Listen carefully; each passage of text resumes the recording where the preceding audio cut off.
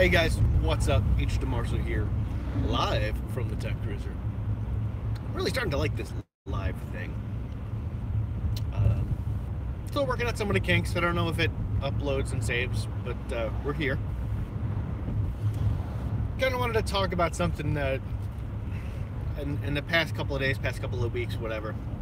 Hey, what's up, legends? Wanted to talk about phone hype. You know, a new type of gizmo, a new type of gadget, specifically phones, comes out. More specifically related to the iPhone 10. Be tough in the car, man. And it's an all new design, completely changed everything. Hype, hype, hype. And it comes out, it looks gorgeous. It's holy hell expensive. So you're expecting amazing things. And it's a great phone. It really is. You know, I don't have one. I'm not at the market to be spending $1,000 on a phone. But recently, in the past couple of weeks, a lot of things have been coming out. Like the Face ID being hacked. I think it was out in Thailand or the Philippines or something. Just a lot of negative press going on because it's so drastic a change, and nobody was ready for it. You thought you were ready for it. Nobody was really ready for it. It's part of the reason why I'm sticking with my 7, this one. It works beautifully. It works flawlessly. It does what I needed to do. Now, it may not be the newest device at all, but it's a quality device. I stuck with it. I had a small issue with the phone freezing a little while ago. I did a factory reset, got everything back up and running. Software update came out, and I've had no freezes. And it's still, yeah, it's maybe a little bit slower. Nothing that's gonna make me, you know, quick run with cash in hand to the Apple store. But you know, there's something to be said for phone hype. And it does exactly what it's intended to do. It's supposed to get you excited to go spend your money on the new thing. As a general rule, it's advised that you wait. Now, everybody's a little bit different. Each device is going to be a little bit different. Like the 7, when I picked it up, that model, this form factor, had been out for a while. So the physical bugs, there was a chance, or there was opportunity, ample opportunity, for those bugs to be worked out. The only change was really the software and the little tweaks and whatnot, which usually gets fixed pretty quickly, about 3 to 6 months or so. But with new hardware releases, it tends to take a little bit longer, as we're seeing with the iPhone 10. People were just not ready to give up their home button, and I'm seeing that in a lot of YouTube comments and videos and whatnot are saying the same thing. There's a lot positive. There's a lot of positive, you know, feedback. You know, it's got good hardware. For other people, the lack of the home button and using the new gestures navigation system is not a big thing. You know, they adjusted very quickly to it, so it's not really always going to have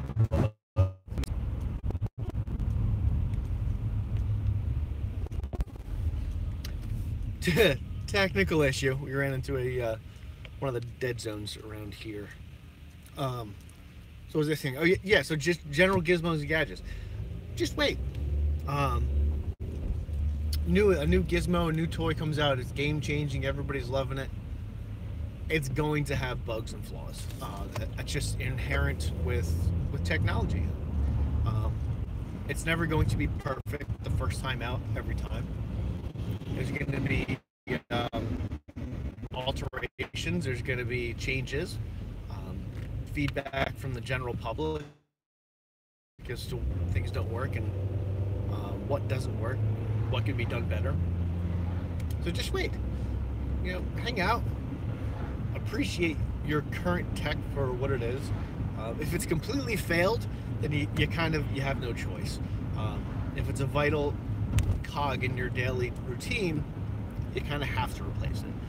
Like if your phone blows up into 4,000 pieces, you're kind of in a tough spot. You either find alternate means of getting done what you used to get done, or you go and you pick up a new phone. If your laptop or computer, whatever, if your computer bites the bullet, again, you're kind of in a bind. I mean, that's not something you can really say, it was nice to have, but I don't really need it. At this point, it's almost a necessity. Later, legends. It's almost a necessity to have just a regular computer, whether that be a Surface or a Chromebook or a Yoga Book or a MacBook Pro, whatever it is, your daily driver computer. It's almost a necessity. Your productivity almost drops to zero if you don't have it. In most cases, there are those people that don't have a computer and they just literally have a tablet and a smartphone. That's fine. It works for you. But the iPhone XS, I think they're gonna call it, who knows at this point, is coming out next year. They're already kind of talking about it.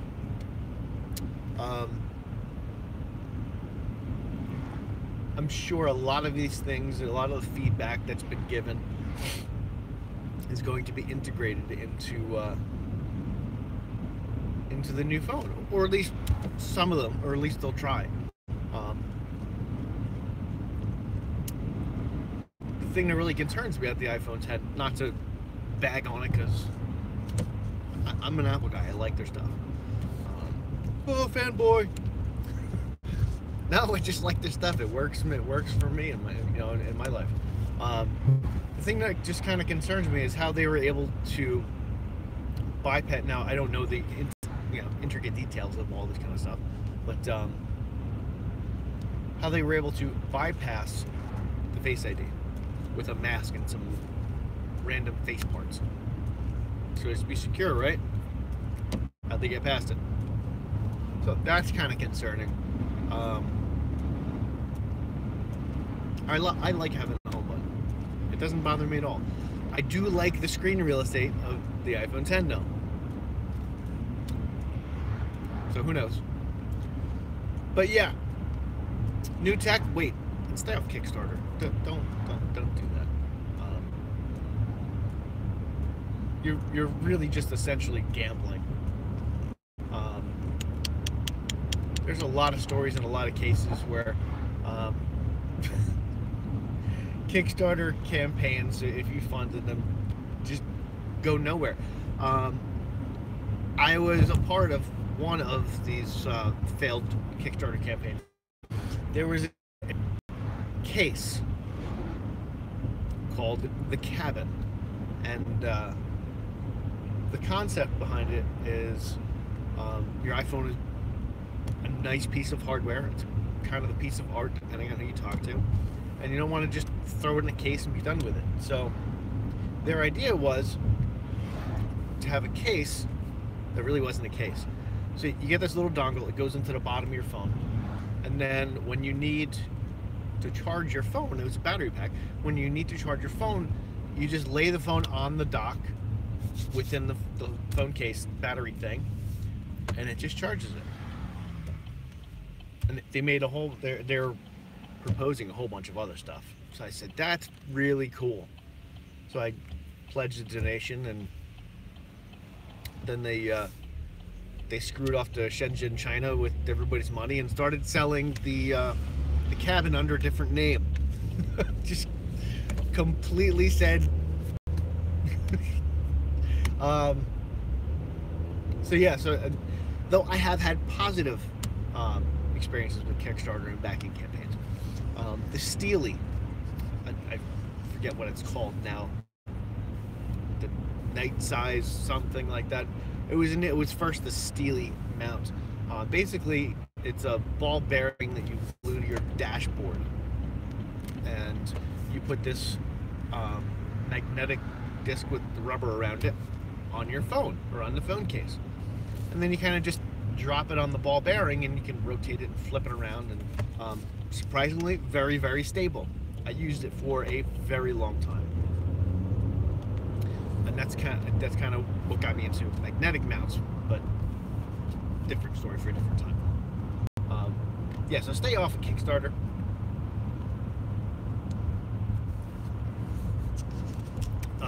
Or don't.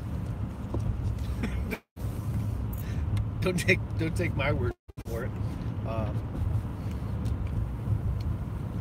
But just be wary. If you're gonna go on there, be wary. Even successful companies that put up Kickstarter campaigns, there's always a chance that they will fail, that they'll run into bumps in the road that they couldn't foresee. So yeah, be careful on Kickstarter.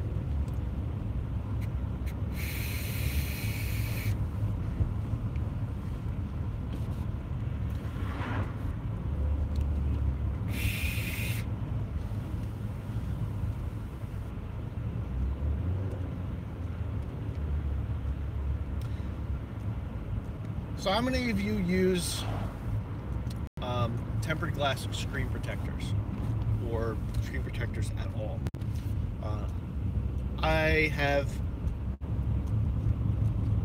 in the past 6 months or so, become a diehard tempered glass screen protector. I was always a screen protector fan, but the little plastic vinyl ones.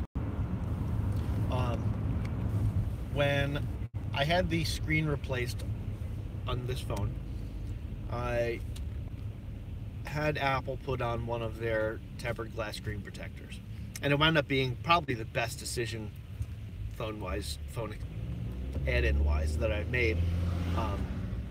Because I dropped the phone a couple of times, not major falls, little drops, and the screen protector took the entire brunt of the damage. So there's like hairline cracks along the thing, within the screen protector. So I'm in Walmart the other day, and on one of the demo TVs, there was a video for black web accessories, and it was kind of the same idea as how Apple applies their tempered glass screen protectors.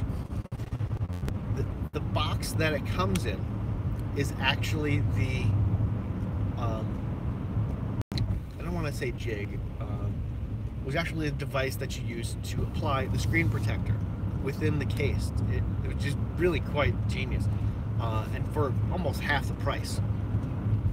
So I picked one up, and it was the easiest thing I've ever done for like 15 bucks. You put a new tempered glass screen protector on there, and you've done it yourself, and you're going to get the best protection for a screen protector that you could get for your money. I don't know what kind of warranties there are, but for 15 bucks, you can't go wrong. So what do you think? What do you think? But do you use screen protectors? Do you use a tempered glass as it saves your device? Also, what do you think about waiting? Or are you one of those people that, like, I'll wait, let them work out the issues, and then I'm gonna go in? Or are you a bleeding edge kind of person? Let me know. Also, if you've been burned on Kickstarter, please, I want to know. I want to hear that down below. Kind of drop it in the comments there.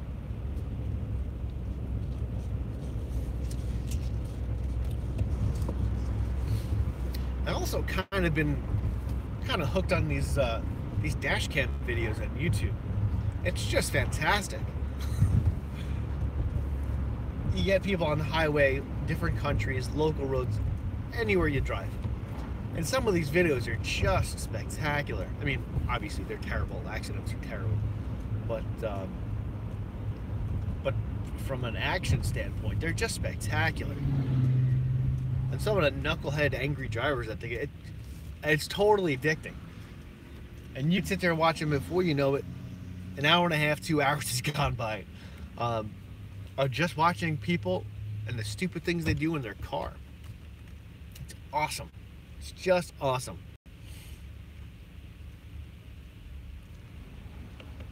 So I think we're gonna cut it here. Leave the comments down below, any of the topics that we were talking about, or anything you have, any topics that you like or would like to have talked about in the next video. So for right now, that's it, guys. Until next time, keep it real.